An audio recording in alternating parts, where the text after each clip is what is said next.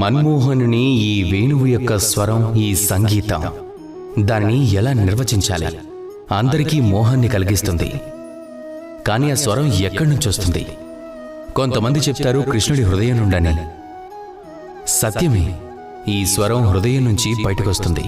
కానీ బహిర్గతమయ్యేది ఈ వేణువుతో. ఈ వేణువును చూడండి, దీనిపై ఉన్న రంధ్రాలను చూడండి. ప్రతి రంధ్రం నుంచి మన ఒక స్వరం బయటకొస్తుంది.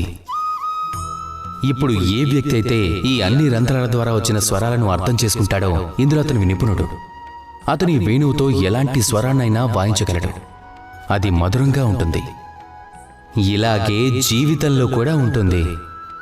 జీవితానికి కొన్ని కోణాలున్నాయి. అర్థం, కుటుంబం, అలాగే ఆధ్యాత్మికం. మీరు జీవితంలో ప్రతి క్షణాన్ని ఆస్వాదించాలనుకుంటే అప్పుడు మీరు ఈ 3 కోణాలలో నిపుణులై ఉండాలి.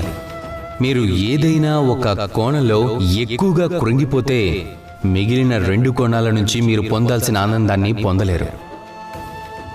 ధనాన్ని సంపాదించండి పరివారం కోసం. పరివారం యొక్క సంతోషం మనసు యొక్క ప్రశాంతత కోసం.